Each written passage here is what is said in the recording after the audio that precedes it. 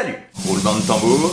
En rouge! Pourquoi j'ai choisi rouge? Non, c'est pas pour faire comme tout le monde. À vrai dire, c'est vous qui l'avez choisi. À votre avis, pourquoi j'avais fait ce sondage? Vous avez d'ailleurs été plus de 1200 à voter, et le modèle Product Red a largement dépassé les autres, avec près de 45% des votes. Donc il risque de bien se vendre quand même. Là, vous voyez, je me pose pas mal de questions, je l'ai pas encore ouvert, alors déjà, je me demande...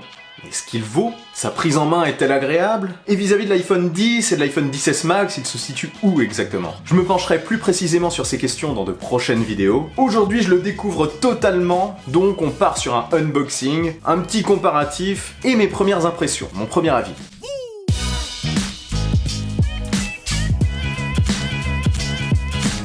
Voici donc la boîte de l'iPhone XR rouge. Je ne vais pas trop m'attarder dessus, on le voit de face. Et le logo Apple et le nom iPhone sont écrits en rouge. Apple a préféré montrer l'écran plutôt que le dos coloré. D'ailleurs, j'ai vraiment hâte de voir ce que donnera cet écran à l'usage.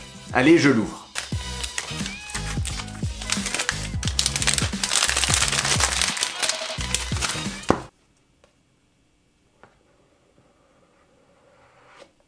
Comme d'habitude, on a d'abord manuel d'utilisation, stickers, etc.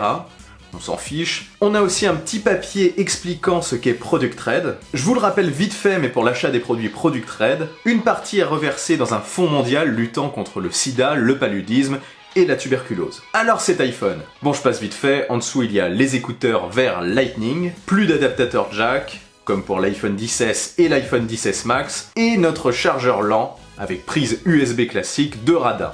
Voilà. Alors cet iPhone XR rouge. Je retire ce film plastique pour voir ce que ça donne.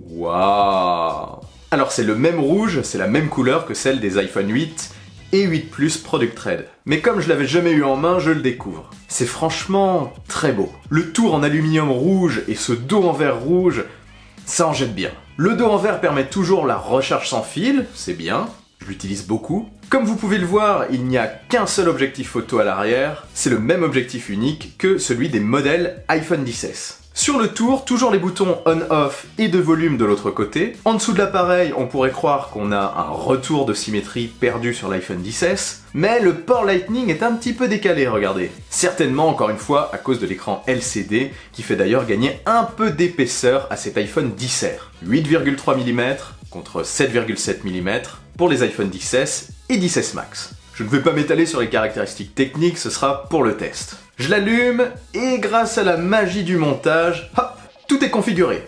Amazing! Déjà, ces bordures plus importantes frappent directement quand on est habitué au XS Max, ou au XS d'ailleurs, ou à l'iPhone X. C'est un choix volontaire lié à la difficulté de plier la fiche d'un écran LCD. Ils ont donc voulu conserver la même épaisseur tout autour, excepté au niveau de l'encoche bien sûr, qui renferme toujours le capteur frontal et le Face ID. Je suis convaincu qu'on oublie très vite ces bordures quand on l'utilise quotidiennement. Le cerveau se focalise sur ce qui est affiché quand on est concentré. Allez, c'est parti pour un petit comparatif rapide avec l'iPhone 10, l'iPhone XS Max et l'iPhone 5S. Il est plus grand que l'iPhone 10, son écran de 6,1 pouces aussi. Pour rappel, l'iPhone 10 a un écran de 5,8 pouces, tout comme l'iPhone XS.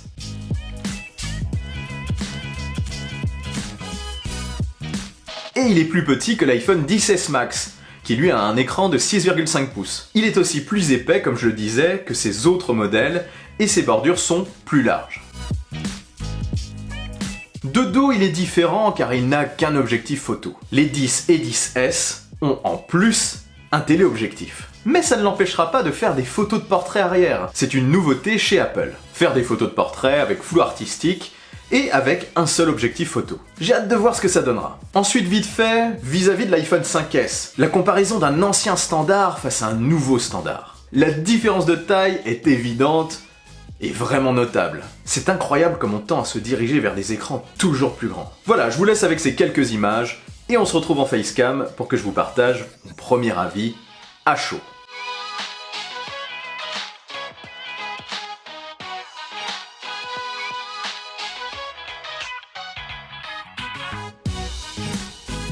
Alors cet iPhone XR est surprenant. Déjà je le trouve très beau malgré le décalage du port Lightning et ses grosses bandes autour de l'écran. Sincèrement, pour le moment ça ne m'a pas gêné.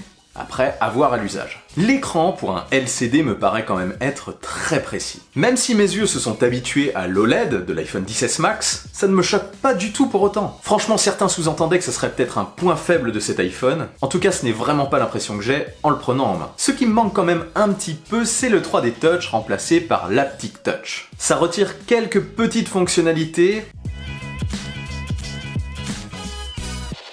mais je pense qu'on peut clairement s'en passer. Encore une fois, à voir en usage prolongé. Je vais l'utiliser en smartphone principal un petit moment et mettre mon 10S Max au placard, le pauvre, mais il faut au moins ça pour savoir ce qu'il vaut. Au niveau de la prise en main, pas de souci pour moi, on se rapproche peut-être plus de l'expérience d'un iPhone X et d'un iPhone XS que de celle d'un iPhone XS Max. Par contre, on a le mode d'affichage paysage du grand modèle, ce qui est clairement un plus et qui promet pour l'avenir. Je pense notamment à iOS 13. Avec une coque de protection, du coup, il est forcément un peu plus massif, et je pense qu'on aura tendance à l'utiliser à deux mains. À voir. Ça dépendra de la taille et de la souplesse des mains de chacun. Cette coque m'a été envoyée par Rhino Shield, et si ça vous intéresse, vous avez toujours 10% de réduction sur leur site avec le code REFRAME. Je mets toutes les infos sous la vidéo. En fait, le premier sentiment que j'ai en utilisant cet iPhone XR, c'est qu'il fait plus premium que je le pensais. Il me laisse un bon sentiment. Apple a fait quelques concessions par rapport à l'iPhone XS pour obtenir un modèle moins cher, mais je pense que ces choix ont été judicieux. Vis-à-vis de l'iPhone XS, on a un écran LCD contre un écran OLED, un seul objectif photo, pas de 3D Touch et une certification de résistance à la poussière et à l'eau inférieure, c'est IP67 contre IP68, mais elle est là quand même cette résistance à l'eau. En contrepartie, on se retrouve avec 6 couleurs, rouge, jaune, corail, bleu, noir et blanc, la même puissance, une batterie supérieure à celle de l'iPhone XS, un écran plus grand, Face ID, la recharge sans fil et même le mode portrait avec flou artistique à l'arrière est là. Et n'oublions pas qu'il est vendu par Apple à partir de 855 € pour 64 Go, soit à peu près 300 € moins cher que l'iPhone XS 64 Go